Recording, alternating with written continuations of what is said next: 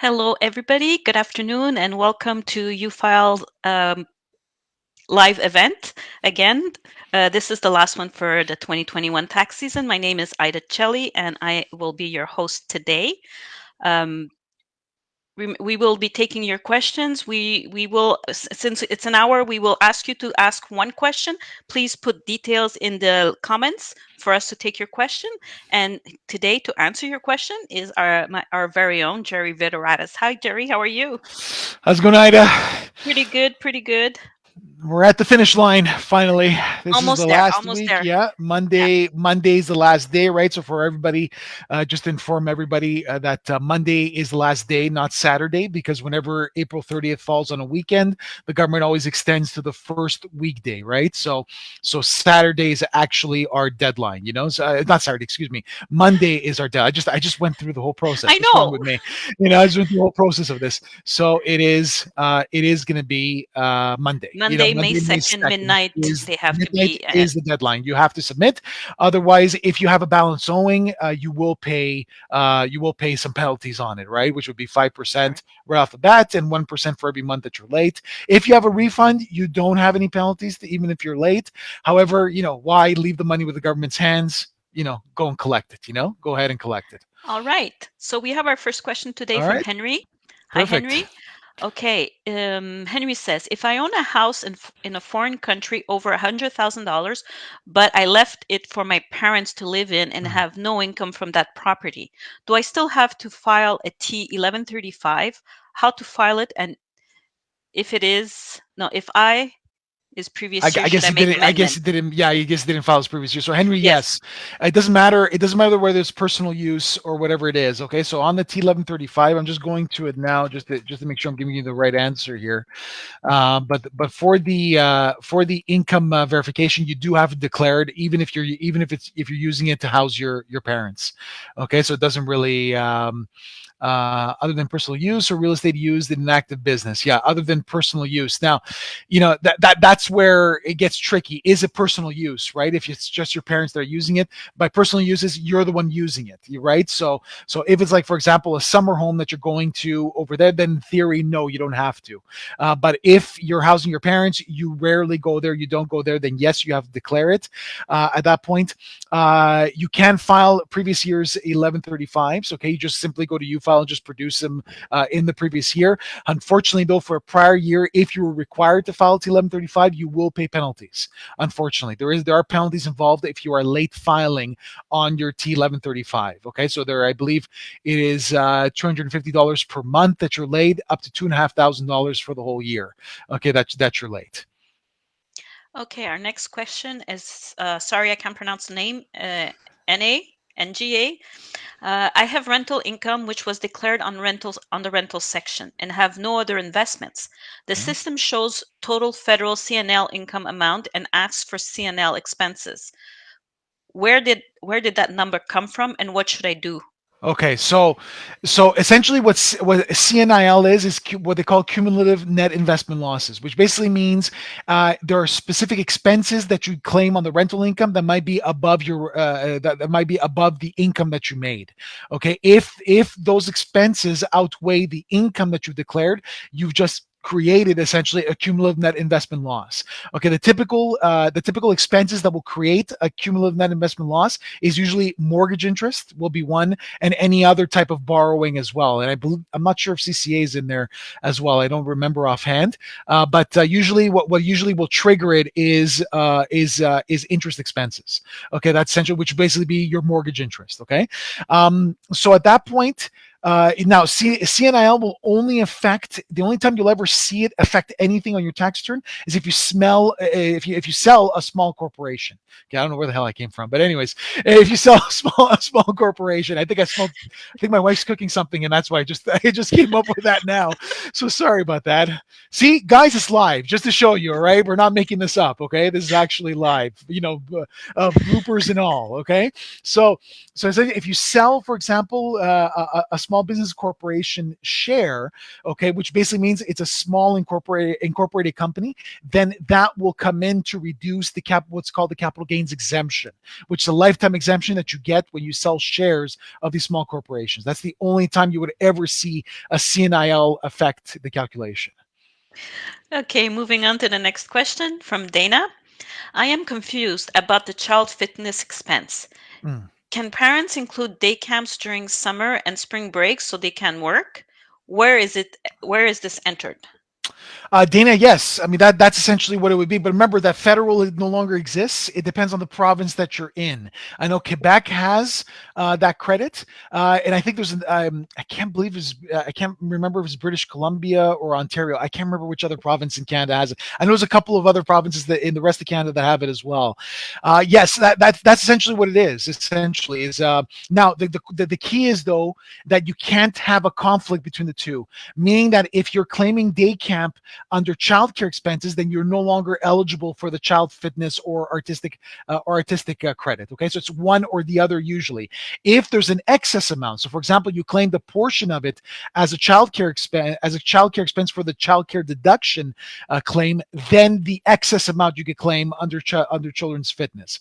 But otherwise, it's one or the other and not both. So if you're not claiming childcare expenses for it, then yes, they are eligible for that credit. And where you enter them is always in your child's file. So you're going to create a file for your child, okay, within your family group, okay, within UFile. And then once you enter the age of the child and your child is within the eligible age, usually it's 15 or less, okay, then the program will add that section to the left-hand navigator. There's like a left-hand panel on the left. It'll simply add the children's fitness amount if you're eligible in your province. Like I Which said, I is know in BC. in BC, yeah, which I Which believe is in BC BC. was one of them, actually. Yes, exactly. I believe BC is one of them. I can't remember if Ontario still has it or not. I know Quebec still has one as well. So that's where you're going to see it. You're going to see it added. Okay, our next question is from Luis. Mhm. Can I deduct the capital gain loss against my salary, or can it only be against the capital gain? The second, Luis, which basically means you could only use them against your capital gains. Okay, that's the only time. There is one exception to that rule, and that's in the year where you pass away. Okay, in the year that you pass away, and you still have a leftover balance, you can use them against any other income. Okay, because of course you can't carry them forward anymore. That's it. It's done. But under normal circumstances, you could only use them against other capital gains. That's the only way you could use them. All right, our next question is from Hassan. Mhm. One of my friends did not file his startup company taxes in Ontario, Toronto, Ontario, since the company was established in 2016. The company is not making much money. What is your advice to him? File it as soon as possible because it is likely that your friend uh, um, here's Hassan. I don't know if you could add. I will ask you a question, and if you could add this to it. First of all, is it an incorporated business? Yes or no? That would be the first question I have for you. Or is this just a proprietorship? Like it's just the person who's self-employed? Okay. And for those years, if the person is simply self-employed, have they filed a regular tax return? That's the other question that I have for you. If you could answer that, I can give you a more complete answer as to what to do. Because if they filed a tax return without declaring the income, now you're in another area of the income tax act, which basically means you probably would have to go under the voluntary disclosure programs, because you haven't declared your income. Yeah. He just said he's incorporated. Incorporate. Okay, so then file your corporate returns. You would have to file basically a T2 return. UFile offers a product for that. It's UFile T2. You can simply go to our website and gain access to it, and you can file your own corporate return using us, using UFile, which is online. Okay, yeah, I would file the returns because it's very likely that there's an amount owing. Okay, that there's probably something owed, unless your friend's at a loss position, which might have happened in the first couple of years, but maybe your friend started making more income. So no, you have to file your return. I mean, you really have to do it, and don't delay. Do it, and if you don't want to be subjected to penalties, you might want to look into the voluntary disclosure program. Okay, where essentially you are that way the government won't charge you any penalties for the fact that you're late filing. Okay. The next question is from Gary. Mhm. UFile picked up CNIL income but left CNIL expenses blank. I have no idea what CNIL That is is. so bizarre that we're getting so many CNIL questions. I mean, You know what? I, That means people are actually looking through yeah, their tax return. that's great. Although, That's yeah, that's great. And like I said, I mean, out of all of these, how many we've been doing this now 3 years, right? These Facebook yes. Lives. This is our third year doing these Facebook Live, and I think only this year we started getting CNIL. And I think on the last one we got CNIL questions as well. Okay, very simply put, like I said, CNIL, like I said, is basically investment losses. Okay, and now I answered the question when it came to rental income before. Okay, CNIL income would be rental income or investment income, like dividends and interest. Okay, usually that's what comprises CNIL income. So that's why you're going to see that income there, and chances are you won't have any expenses. The only time you would have expenses there would be essentially if you borrowed money to make those investments, whether it's a rental income that would be mortgage interest, or whether it would be a carrying charge, meaning you made an investment loan to invest in a taxable account. Okay, so that's the only time you will get it. And like I said, CNIL basically means when your expenses that you incurred to gain that income outweigh the income. So, for example, your mortgage interest is higher than the income you got on your rental income.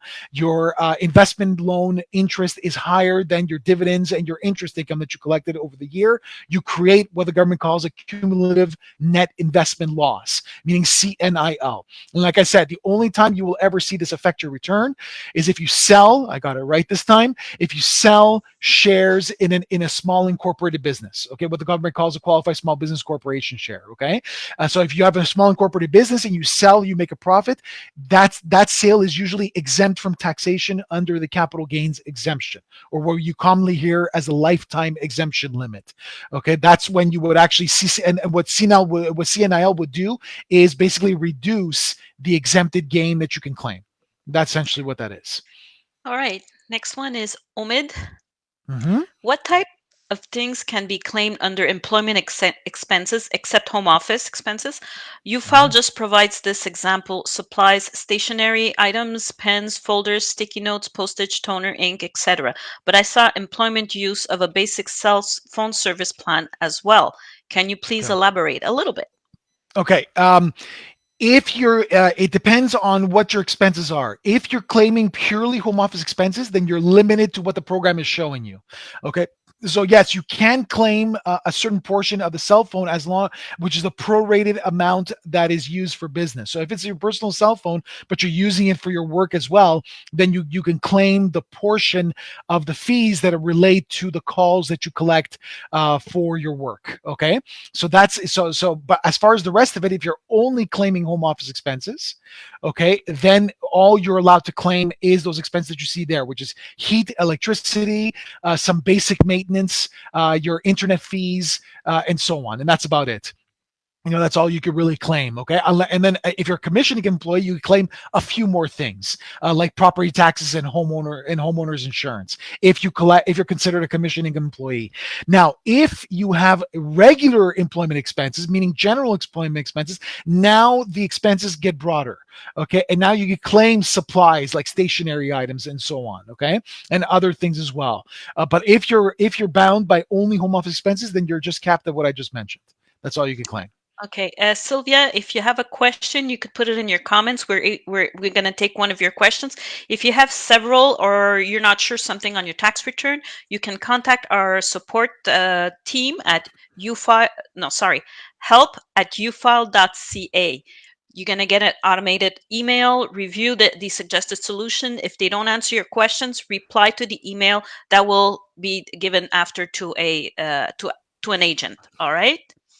Okay, Suzanne, Okay. there seems to be a glitch in the UFile software regarding the estimate of the trillium for elderly. Okay. I did a couple's return where only one person was 65. It gave the sales tax portion to the under 65 person only, but the rest of the stuff for the elderly person. And when I did my mom's, the widowed, the sales tax wasn't marked at all. I'm assuming that Revenue Canada will put the sales tax on there anyways when they send the trillium. Yes, well, it's an automatic application, right? When it comes to GST, when it comes to sales tax, because basically all you have to do is file your return, and the government will simply, pay the amount. For the rest, we'd have to really see the file, Suzanne. It's kind of hard to speculate just looking at the question. Contact our support staff to basically explain to them exactly what you just mentioned now, and see what they could do to help you on that, because it's likely we have to see the file to see what's going on. Hmm. And remember, you need to reply to the automated email. The first Yep. one you'll get is automated all the time. Okay. So, Suzanne Kent, I Hmm. am 69 years old and receiving CPP.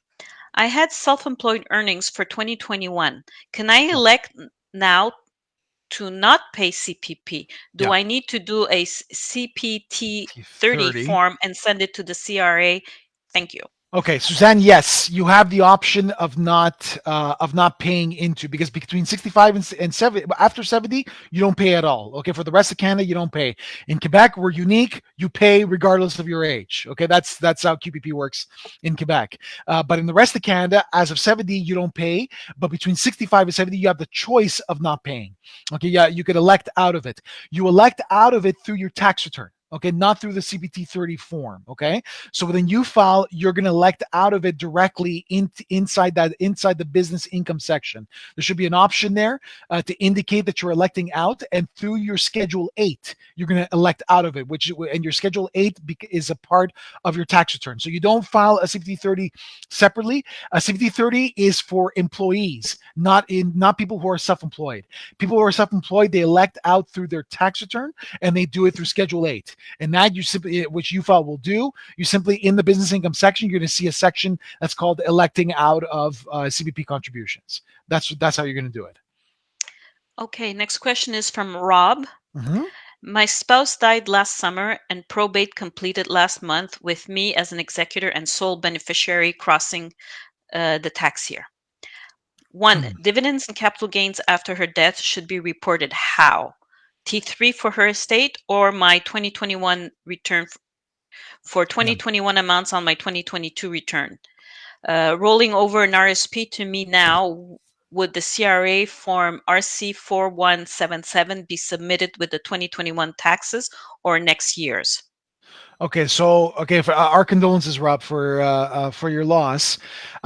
So she died last summer, which means 2021. Okay, so in 2021, the answer to the first question, Rob, is that it depends what the will indicated. Okay, did the will indicated that the assets roll over to a trust, or did the will indicate that the assets roll over to a beneficiary, which would be you in this case, I'm assuming. Okay, so if they roll over to a beneficiary, which would be you directly, then the income is declared on your return. Okay, as of the moment that they rolled over. Okay, anything that was gained beyond the date of death that's been rolled over directly to you, you declare as income on your return, because now the assets belong to you. Now, if the will indicated that they roll over to a trust, and it's the trust that handles that, then it is the trust that has, then you have to produce a T3 return, which would be a trust which would declare the income, and then from the trust you could allocate that income to you, the beneficiary of the trust. Okay, so that's the answer to the first question. The second question, you wouldn't need the RC. Let me just check that form, because I can't remember it. Let's see what that is. So slip issued.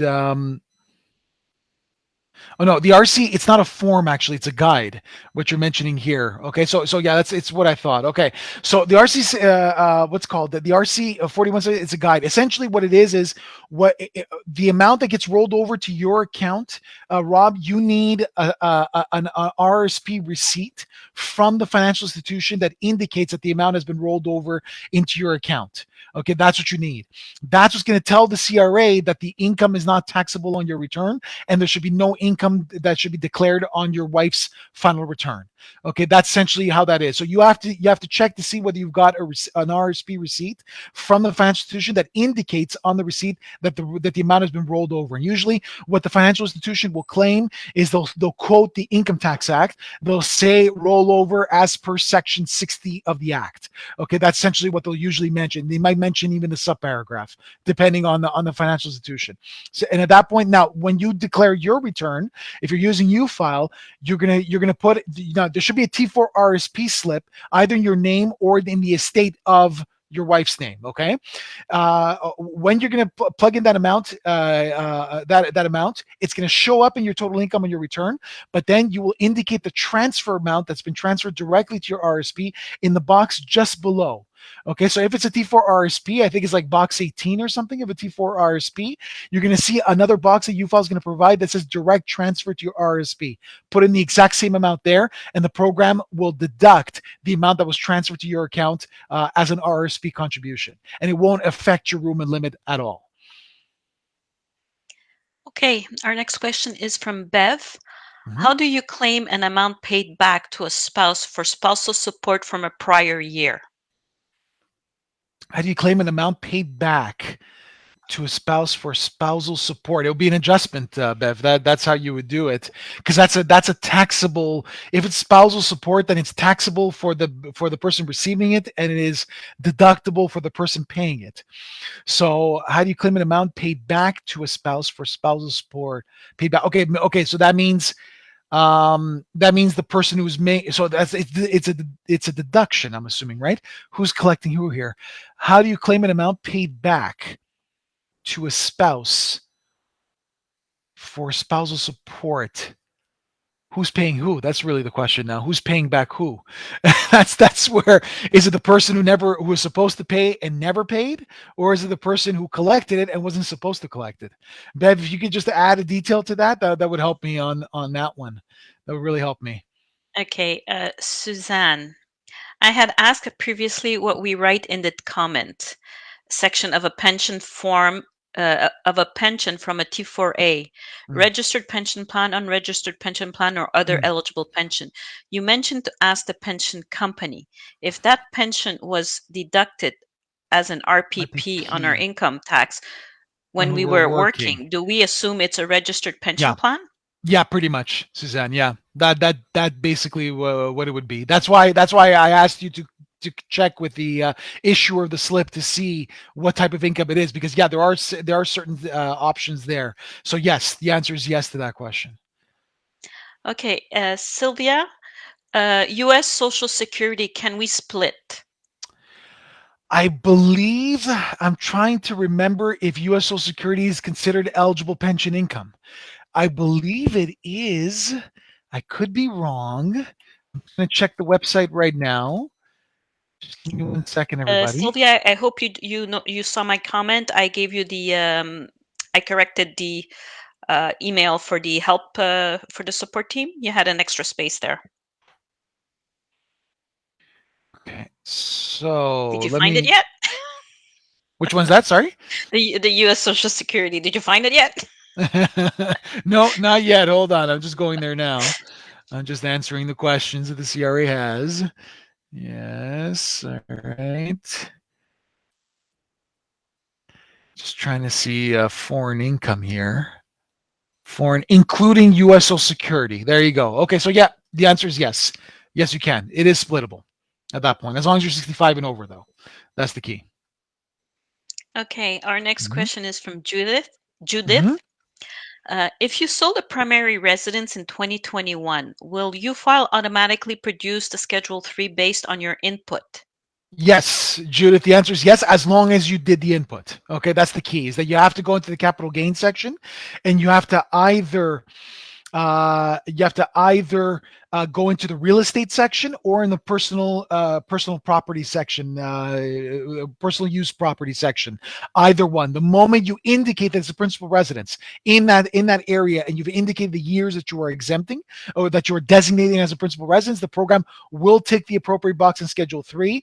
Now, if there is no taxable capital gain, then you won't notice anything as far as an amount on Schedule 3. But on page 2 of Schedule 3, the program will tick the appropriate box to indicate that there is a principal residence designation taken in the year. Okay, our next question is from John. Mm-hmm. This year, I'm claiming capital gains for US funds purchased years ago. There is one box to indicate exchange rate, which is different in Yeah. purchase year and present year. What do I use for the exchange rate? Yeah, that gets a little trickier. It's true because let me just go there. Let me just go to that section of U file. So if I go to capital gains, I think honestly, John, let me just check if I go to foreign income. If foreign income gives you the option of putting in a different exchange rate for the cost, because you're absolutely right. It's a very valid point that you're making, John. Is that the exchange rate is not the same because you bought these assets years ago. You bought these shares years ago, which wouldn't have been the same exchange rate.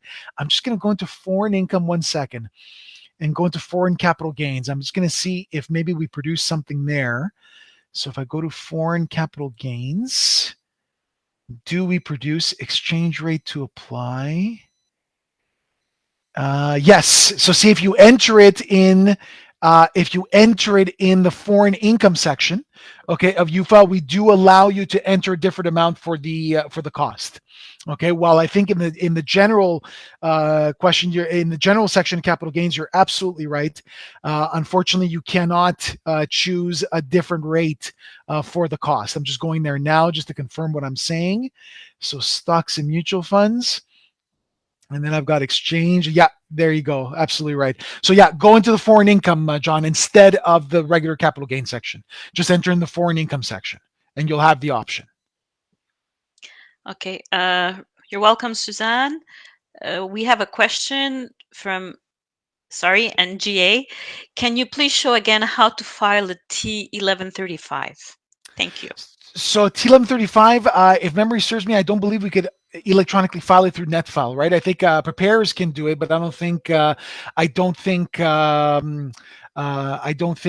individuals can do it through UFile directly through NetFile. I don't believe we could do that. Unfortunately, it's not allowed in that case. So I'm just going to share my screen real quick. So Ida, sorry, I'm going to have to hide you on this one. So hide. Just give me 1 second. I'm just going to show my screen now. Okay, here we go. So screen, this one, show in stream over here. There we go. And let's go over there. So foreign income. So first of all, in the interview setup, if you want to add the T1135, okay, what you're going to do is first and foremost, you're going to go into, you're going to have in the interview setup, as you see here where I'm at in the interview setup, you're going to make sure to tick the box that says foreign income or foreign property. Tick that box right there. Click next at the bottom of the screen. And then you're going to see a section called foreign income and property right here. Okay, click on that one and you see the first option there is T1135 foreign income verification statement. Okay, so you simply click on the plus sign there and then you simply complete the area. Okay, the first thing you have to choose is whether you've got more than 100,000, between 100,000 and 230,000 of assets of an adjusted cost base of assets, and then you could do the simplified method, what the government calls simplified method, where you don't have to actually categorize every single thing. You just say the type of income that you have. But if you have more, than 230,000, I believe it's 230,000, right? Then in this case, you would choose the detailed method, and then you have to actually list every single property. Okay, so that's what you would have to do. We do also on our YouTube page. If you go to our YouTube page, we do have a video that shows you step by step how to produce this T1135 in the software. All right, so let's hide here. Let's bring back Ida. Here we go. And Ida's back. All Hey. right. All right. So our next question is from Omid. Mm-hmm. One of tax updates. Sorry, am I the right one? Sorry, no, we have to take Bev first. Sorry about that. Bev. I All right, skipped Bev. Omid, we're coming back. We're coming back. Omid, I'll come back. Bev, regarding my previous question, I am receiving the spousal support Hmm. and it might have to pay back an Back. amount received in Okay, 2021. The got it. amount to be paid back will be this This year. year. How do I claim this amount? I sent Okay. back to my former spouse. Okay. So you're That's paying it clear. back. Okay, that's clear. Yeah, it's a lot because again, it depends. Is it the person who owed you money that paid you, or is it that you collected something and then you have to pay them back, right? So in this case, Bev, what you would do is you would enter it simply as an other deduction. Okay, in 2021. So in 2000, actually in 2022, right? Because you're saying it's amount received in 21, but you're paying it back this year in 2022. So in 2022, amongst the sections on the left, you're going to see a section called Other Deductions and Credits. Okay, when you go there, you're going to simply choose the option Federal Line 23200, which is Other Deductions, and simply go in there and plug in the amount that you paid back, because this was an income that you declared in 2021 that you should not have paid tax on, because you're paying back your ex-spouse in this case. Okay. Next one is Omid. Sorry about that. I'm coming Mm-hmm. back to you. Okay, one of the tax updates for this year was being able to retroactively go all the way back to 2011 to Yeah. elect to have their fellowship income generate RSP room. Yep. Absolutely. The individual files an election with With the CRA for an CRA. adjustment to their earned Yes. income. Is there any Yes. way to do it with UFile? Unfortunately, no, Omid. There's no way, because the government has not prescribed a form. It's as simple as that. If you read the change that was announced in the budget, you're absolutely right. Essentially, you can elect to go back 10 years and adjust your earned income if you received fellowship, a postdoctoral fellowship income in this case. Okay, so at that point, it is a letter that you have to submit to the CRA that you are electing to have them revise your RSP deduction limit for those years. Okay, and unfortunately, because there's no official form produced by the CRA, UFile does not produce any form in that case. So you would have to do it by letter. Okay, next question is from Tigran. Mhm. Hi, last year I had CCA Class 8 20% for the first time. For this year, should I put an opening balance with the 20% deducted? I do not see in that section a place for depreciation. Should I enter Yeah. a depreciation in a different place? Yes. Okay. So Tigran, if you did this with UFile, UFile's going to do this automatically. Okay. So UFile's going to update what's called the UCC, which is your undepreciated capital cost. Yeah. It's the see, Tigran, you're thinking more like an accountant now. Where an accountant has the total value and then the accumulated depreciation that was taken, and the difference is the value. When it comes to tax return, you simply enter the net amount. Okay, so basically, what is the value of the property after having taken care, after having deducted the depreciation that you took in the previous year? That's the amount. So if you did this with UFile, UFile will do this automatically. If you didn't do this with UFile, then you have to put in the net amount in the line which is called undepreciated capital cost, or UCC. That's what you put in. There's nowhere to indicate the accumulated depreciation that you've taken over the years, because it does not exist on the tax return. That's why the program does not provide it. Next question is from Tony. I am a 15-year U-filer. Woohoo! Thank you for your trust in U-file. Thank you, Tony. I have had some poor performing stocks with losses over the year. Each year, I notice a carry forward amount. If I ever make a capital gain off selling a stock, is it automatically deducted from the losses, or do I have to initiate or select something in the interview process? No, there's nothing. First of all, Tony, thank you very much for your fidelity with us. It's greatly appreciated. So the answer is no. That's the beauty about UFiles. No, the moment you have a capital gain and you have these losses that have been tracked by UFile for you over the years, UFile will apply them automatically. Okay, so they'll apply the losses automatically for you. Nothing for you to do. UFile applies them in your situation. Okay, next question is from Stephen. Hi, uh, as I be in Toronto community housing, they now be tax-free status. So how does that affect our credit as to will Uh, that reduce our monthly trillium payment? um, in community housing, I'm not sure you'd be eligible, quite frankly, Stephen. I'm not sure for the trillion benefit, if you would be eligible for the trillion benefit, because normally they're asking you for whatever rent you're paying and whatever property taxes you might have. Okay, that's how the trillion benefit would be based. I think if it's community housing, I'm not sure if you would be eligible. I'd have to check. Let me just go there. Just give me 1 second. Trillion benefit eligibility. I'm just going to it right now. So let me just check what type of housing is eligible in this case to qualify. And you pay property tax. You rented. and your landlord paid property tax for your main residence. You lived on a reserve. You lived in a public long-term care home and paid an amount. Um, yeah, you might. That's the thing. If it's a community home, I'm not sure you would meet the criteria that says, and you paid for a portion.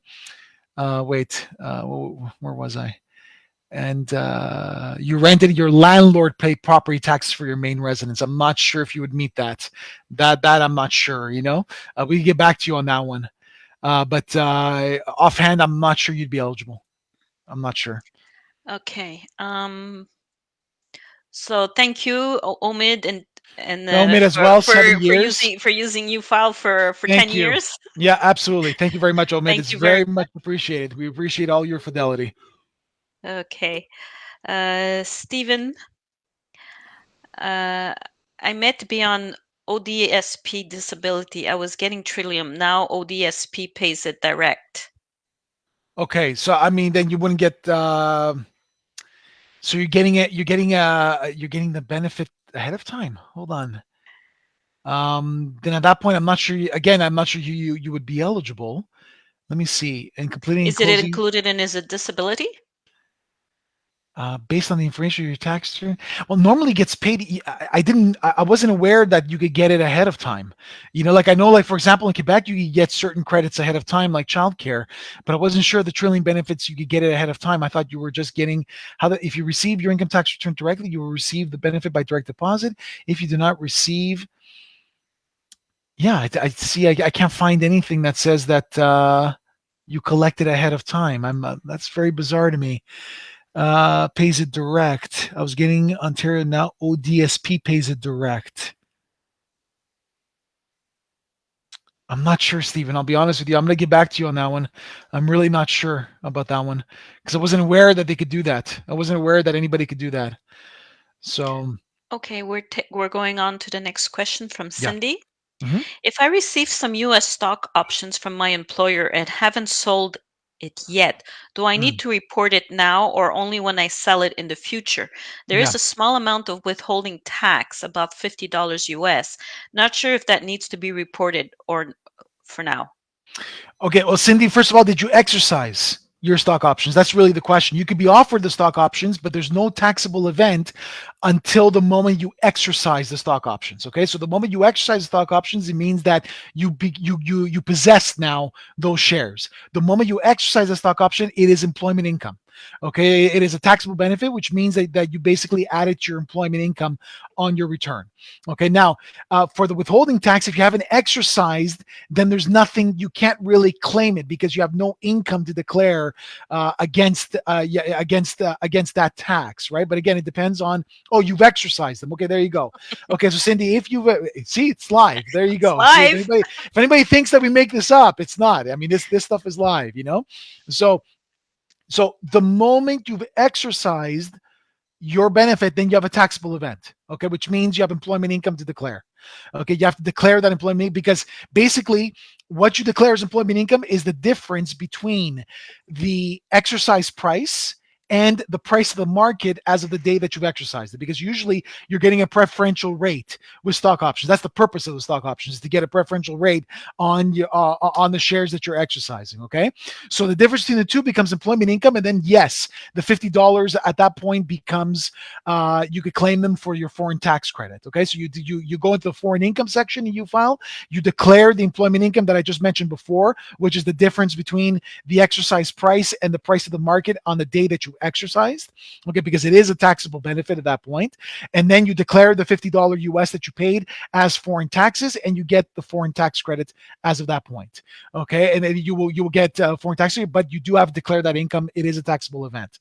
Now, once you sell the shares later on, when you sell the shares, then your adjusted cost base becomes the fair market value of the shares at the time that you exercised the shares. So, for example, let's take an example. You exercise your stock options at $10 a share. When you exercise them, they were worth $15 a share. So, your taxable benefit, which is your employment income, is the $5 difference between the two. Now, the day you sell the shares, your adjusted cost base is $15, not 10, because you've already paid the tax on the $5 difference between the 10 and the 15. Okay, that's how it works. Okay. Now we're going to Bruce. Hmm. Um, Sold principal resident last year. It was jointly owned with my wife. I am reporting sale and capital gain exemption claim on my return. Do I also have to report on my wife's return? Yes, and you could do that automatically with UFile. It's not complicated. But within UFile, when you're entering the capital gain transaction, there's an option there to say whether you are splitting it with your spouse. Okay, so there is an area within the capital gain where you could indicate. I'm just going there now on my screen to tell you what it would what it would say essentially. So description. Oh, well, I don't have a spouse in my file, so obviously, yeah, the section wouldn't appear. So, there you go. That makes sense. So essentially, yes, you would. Yeah, first of all, your spouse does have to declare the transaction because she is part owner of the property, so she is obligated to declare it as well, even if there's no taxable gain to declare in this case. You still have to declare it because there would be penalties involved if she wouldn't declare. Okay, and like I said, in UFile, when you're entering the transaction, there will be an option there to say to reproduce the same transaction in your spouse's file. It's very very simple to do. Actually, this is sort of a recurring question, with people that have rental properties or own Mm. assets together, like a Mhm. couple, and they always ask, should I split it 50-50? Do I put, the expenses Mhm. 50-50? How does it work? Yeah. So, Well, the question is actually a legal question. It's not even a question of a procedure or a choice in this case. Legally speaking, is your spouse a co-owner of that property? If the answer is yes, then you are obliged to split the income 50-50. There's no choice. mhm. Okay, at that point. You can't choose, for example, oh wait, my spouse barely has no other income but the rental. So you know what? I'm just going to stick 100% of the rental income in my spouse's file. No, that doesn't work. The question is legal. Legally speaking, does your spouse own a share of the property? If the answer is yes, then that's the share that they have to declare.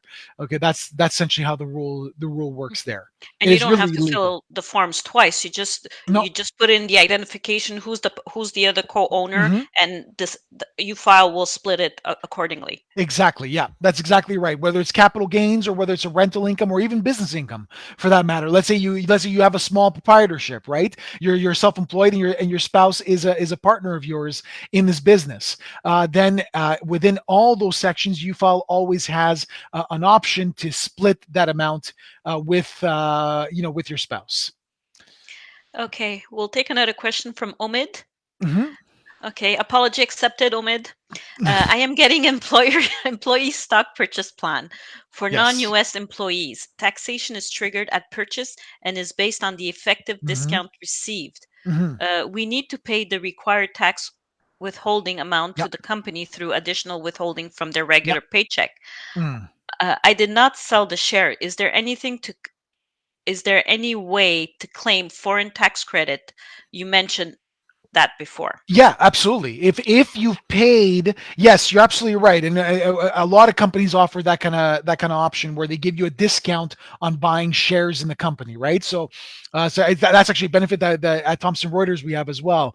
So essentially, yeah. So in my example, we get as part of our benefits package, we get a 15% discount on buying Thomson Reuters shares through our payroll. Okay, so any tax that I pay so then that 15% gets added as a taxable benefit in your employment income. So you never actually got that. You never got cash that taxable benefit, but because you're getting that discount versus somebody who's buying, for example, Thomson Reuters shares in the market, then that 15% gets added to my employment income. Okay, that's how it works in our end, and that's how it works everywhere. That's the rule. Okay. Now that 15%, yes, if you were required to pay withholding tax to the foreign, so for example, let's say it's a U.S. company, to the U.S., absolutely you are entitled to the foreign tax credit. Absolutely, because that 15%, you're going to pay Canadian tax on that income. Okay. So in order to avoid double taxation, which is inequitable, okay, that's where the foreign tax credit comes in. So what you're going to do is you're going to declare that foreign tax as foreign employment income. So first, you're going to declare in the software the foreign employment income. So you might have a T4. Okay, in your case, just like we do, okay, you would have a T4 that would include that taxable benefit. Okay, and then the foreign taxes that were paid, what you're going to do is you're going to enter it in the foreign income section under employment income. You're going to mention in the foreign income section, the program is going to have an item that says that the income was already declared in your T4. So you're going to plug in that foreign income there, and then you're going to plug in the foreign tax that you paid in that section. And the program will trigger the foreign tax credit, which means essentially you'll only pay Canadian tax on an income. You won't pay what's called, you won't also, you'll get reimbursed for the foreign tax that you paid through a tax reduction. Okay. At the moment, we don't have another question, so I will ask one. Mhm. Um, for seniors, sometimes there's income splitting. What pensions are eligible for that income splitting? So for the pensions that would be eligible would be what we call the registered pension plans, which are usually typically offered by employers. So whether you worked in the public sector or in the private sector, you would usually have an RPP or a registered pension plan in this case, and that you can split regardless of age. Okay, so whether you are less than 65 or over 65, less 65 or over 65, you can claim, you could split the pension on that. Other pensions you can split is RSP or RIF. Okay, those are two other amounts that but for those two, the criteria is that you have to be over 65. You have to be 65 and above. Okay, otherwise you cannot split that amount with your spouse. Okay, that's another option there as well. Well, I think we Okay, see a couple more, huh? Suzanne is not quite a question. Hold on a second. Did she write it twice? No. Okay, let's do Mhm. um, OMID, right? Is that where we're at? Bruce, we said OMID. Non-US, We we answered, yeah. did. Stephen Stephen. came back though, I think with his case. Okay, Um, Stephen, to clarify, ODSP, my put rent my is on my rent is on my ODSP ODSP monthly statement, statement, but but ODSP then deducts it and when they pays pay, the TCHC direct. So I would on you file as last year I claim that rent paid payments only in on Ontario tax trend pay line is not, so not to be, as you said, to getting it ahead of time. It was okay. after So tax you were season. reimbursed. Essentially, Stephen, from what I'm understanding, is you were reimbursed your rent by the ODSP, which would be your disability pension.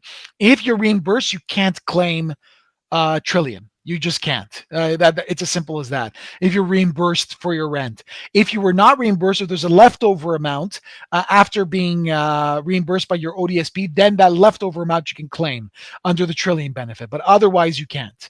Okay. Otherwise, if you were reimbursed fully for it, you can't. It's as simple as that.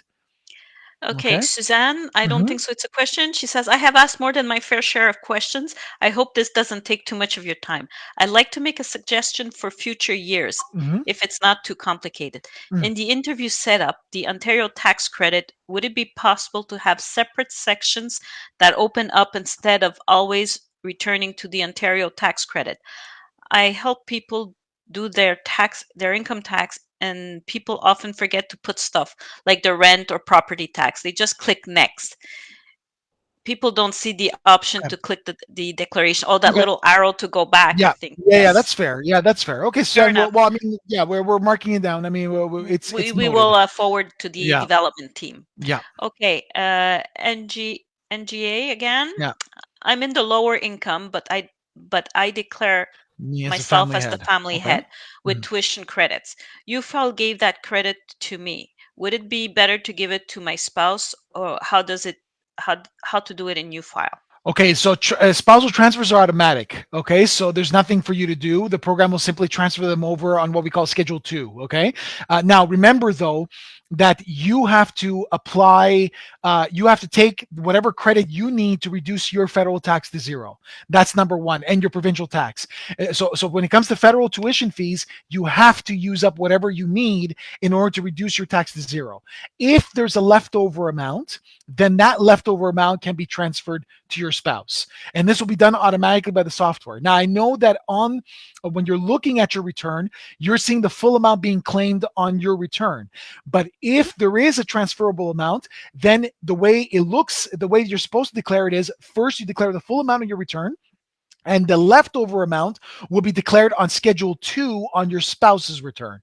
So look at your spouse's file and see if you have a Schedule 2. If you have one, then that means that the tuition amount has been transferred to your spouse. Okay. Next one is from Flia. Yeah. Hello. Description and adjusted cost base of the vehicle. It is the value of the vehicle, including the taxes that I paid for the vehicle, or without including the taxes. With the taxes, it's your total cost, Flia. It's your total cost, whatever you paid, unless you got reimbursed the taxes somehow. You were reimbursed somehow. If you were not reimbursed, it's the full cost. It's the full cost that you're putting, including the taxes. You're including the sales taxes there as well. Okay. Next one is from Dana. Mm-hmm. I'll ask another then. I had a large amount of tax owing this year due to a sale of an apartment. Yeah. I think I'll get a notice that I need to pay Yeah. taxes in installments for 2022. Can Yeah. I ignore this as this is not a typical situation? Yeah. And thank you Dane, for using UFile since thank you, 2012. Dana. Thank you, Awesome. Dana. Awesome. Awesome, Dana. Thank you again for all of your fidelity. For everybody who's watching us, who's been UFile clients for a long time. Again, want to thank you. And that's what we offer these kind of things, right? We offer these kind of Facebook Lives as a thank you to all of you. We're not making money out of this. You know what I mean? We're just doing this as a thank you to all of you for being loyal to us, for being loyal to us. And also a lot of the content that we produce on our YouTube page as well. And through our podcast, we're doing it as a thank you to all of you. That's why we do it. Dana, it's not likely you will get that letter right away. Okay, usually the guy, yeah, you might get that letter. You could ignore it because usually the government will only require you to pay installment payments as of the second year you fall into that kind of situation.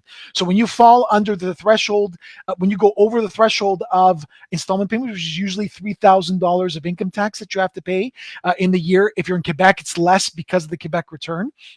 Okay, then that will trigger installment payments, but it's rare you're going to get in the first year.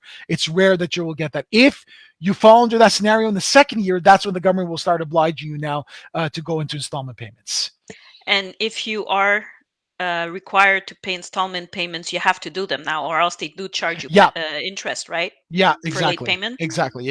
Okay. Yeah, and penalties actually too, and penalties as well. Yeah, because at first, I think it's been just a few years now that they charge penalties for late filing for not paying your installments on time. Yeah, Before you were able to do it at the end of the year, but now yeah, they do charge penalty yeah. But and it's gonna be, interest. but in Dana's situation, I would be surprised that the government would charge. Not in 1 year. Usually, as Well, of the second year, they will. yeah, that's it. She But probably won't get the letter this year. It's yeah, probably after I think it's 2 consecutive years. I You have believe to. so. Yeah. I mean, I remember with my, I'll give you a really interesting story in my case with my mother, where I instructed the bank to pull out a certain amount of a RIF, what's called net of taxes. What the bank understood was, well, no, only pull out that amount, no taxes. So my mom collected her RIF with absolutely zero tax paid during the year. So of course she had a nice whopping tax bill on her return this year, which let's just say she wasn't too happy with me this year. I could tell you that much. And or Did she last year fire you? actually, almost. I tell you, Greek mothers don't mess around. What's called. So this year, thankfully, we fixed that, and then we never got the letter again. And she never got a letter the previous year either. But had we made the same mistake in the following year, she would have gotten the letter then, to have to pay. All right, we have another question from Perfect. Doreen. I work in Ontario but live in Quebec, so I received a releve one for the One. health insurance. It Okay. is over $2,000. UFile says there is an error. I cannot file the federal income tax. How do I fix this? Also, how should I be declared in Quebec with CPP or the QPP? Okay, you work in Ontario, but you live in Quebec. Okay, but you received the Releve one with health insurance, which is over. Okay, Doreen, what I would do is don't put the health insurance amount. Um, Don't put the health insurance amount in a T4. Put it in a T4A slip. Okay, in a T4A slip from Quebec, we have two options for the T4A slip that we give you. So add a T4A slip in your interview setup, which would be in the pension income. Now I know it's not pension income, but just trust me on this. You're going to add a T4A slip in the pension income section. When you go afterwards to input the T4A, okay, you're going to have two options. It's going to tell you actually, here, let me put him. Let me put my dummy client here in Quebec, which would help, so I could get the sections that I need. So when you go to the T4A sections, you're going to have an option that says T4A pension income with taxable benefits releve one. Okay, you're going to click on that one. Okay, which is the second option, and then at the bottom completely, you're going to have the area where you could put in the taxable benefit for your insurance. Okay, so just plug it in there instead of a T4 slip. That should get rid of all those error messages that you're getting. Okay. You're welcome, Tony. I'm glad you enjoy these sessions um, that we No, do. thank you, Tony. Thank you very much for the call. Let's show that one. Come on, let's show the thank you by Tony there. So there you It's go. greatly appreciated. It is greatly appreciated. Look, this is why we do it. We do it for you, the customers. And like I said, I mean, we offer this for free. We offer this kind of advising for free, which would cost a lot of money, right? So if you were to go in the somewhere else, so there we Okay, go. we'll take the last question from Bruce. Okay. For certainty, do we report the house sale on both returns and each attach the form for the exemption? Yes, absolutely. You have to. So in other words, on both of your returns, Bruce, there has to be a Schedule 3 and there has to be a T2091. Okay, so you have to do both. Okay, both files have to have it. But does he have to fill it out twice? Once in his file and once in No, he hers? doesn't have to fill it. I don't believe so. At least I don't believe so. Let me just do a dummy client here where my client's married and see, but I don't believe they would have to. The program will do this. So if I go to capital gains, let's go to real estate here. There should be a section. Let me just remove it and do it again. So I've added, okay, so I've added, and I'm just going to say that I'm producing the return. Yeah. And then if I go to capital gains, go into real estate, type of capital property. Ooh, I'm not seeing it. No, no, I could be wrong. I'm not Isn't seeing there a the question area. if you split at the top if you split with somebody? No, there's nothing. Not for real estate. Let me go to personal use property because that's the other place where I could actually put in a principal residence. And your percentage. Okay, let me say 50%. Ah, there you go. Yeah, personal use property. I could do it. Yeah, in personal use property, it has the section. It's weird. In real estate, it didn't have it. I find that very bizarre. Let me see. Maybe I missed it. Oh no, no, it's there. It's there. Okay, no, no, it's there. So I put 50%, and then it said, "Do you want to transfer the remainder to your spouse?" The answer is yes. Yeah, it's right there. Yeah. Perfect. Um, yeah. Um, I know H&R Block does offer courses, but No, we and don't offer remember, classes. and the guy remember that what H&R Block, the course that they offer every year is a recruitment tool for them, right? The purpose of it Yes, is to recruit. Essentially, what you're doing is they're recruiting their employees for the tax season. I tax know season. both me and Ida are veterans of H&R Block. Actually, that's where we started. Actually, And in we weren't in there at the same taxation. time, by the We way. weren't there at the same time, no, but we both worked at H&R Block, and that was the way they recruited us. Was that we took the course and then they recruited us to work for them. So essentially, you're paying for your own training. That's essentially how That's what H&R it is. Block, pays, it trains you essentially by you paying for it, essentially. However, it is a good basic course for you Yeah, to learn the yeah, basics of taxes. yeah. That's what's important. It is an excellent course. I mean, we came from there. We were graduates of we're both graduates of that course, and it was excellent. Actually, they do a very good job Mhm. of teaching there. And actually, you could probably get them at community centers or like Dawson or even McGill. In the continuing education, you may also find a training for tax, like basic tax course in itself. Yeah. We're almost at the end, so reminder: May 2nd. Yeah, May deadline to 2nd is file our your deadline. taxes? Exactly. May 2nd is our deadline. So you have till Monday midnight to file your tax return so you don't pay any penalties. Remember, through electronic filing, that's your date stamp right there. It's the hour that you send. Don't wait till Monday because you never know what could happen. We've had, I remember in the past there were horror stories where the government website was down, and now they did extend in those cases, but never take the Mhm. never assume that the government's going to do that. Okay, never assume However, do that. if you're self-employed, you have till June 15th to file. Yes. However, if you owe money, it needs to be paid by May 2nd. So you By may May as well 2nd, file. exactly. So you might as well file. Exactly. Yes, you won't pay Exactly. any penalties if you're self employed if you file by June 15th. However, you will pay interest on any amount owing, and it's likely you will have an amount owing because if you're self employed, you haven't paid any tax at source, right? You're paying it on your tax return. So it's likely you will owe money. So why pay the interest? There's no reason for it. File it on time, file it by May 2nd. That way you won't have that problem. So if you need our support team, you file. No, sorry. If you need to contact our support team, it's help@ufile.ca Yeah. and reply to the automated email in order to go over to an agent, a live agent. Our website, ufile.ca, has a lot of information, including our link to our Facebook page, YouTube channel, where there's quite a few videos that Jerry Yep. was so graciously to produce for us and help you where to find things on the software. Yeah, So, exactly. Don't any forget our blog as well on our website, mhm. which is on ufile.ca. You simply go to the tab called Tips and Tools and just hover over Tips and Tools, and you're going to see a UFile blog. We write blog articles regularly on tax topics and a lot of answers to questions that we have today. Like, for example, principal residence. We have a nice blog article there on the principal residence, and we also have a YouTube video on the principal residence as well. So, as Ida mentioned, we have a lot of, we have a podcast as well, whether you go to Mhm. Apple iPod, Apple iTunes, or you go to Google Podcasts SoundCloud. or SoundCloud. They're all there. Okay, we produce regularly content there about taxes, and our YouTube page, which has a lot of content now. We put a lot of emphasis on it to revamp it. We have a new series called Let's Talk Tax, where we just did, our last video was on the new first home savings account. So we tell you all the details about it and link up to our blog site as well. So do not hesitate to go to all these resources to get any information that you need on taxes.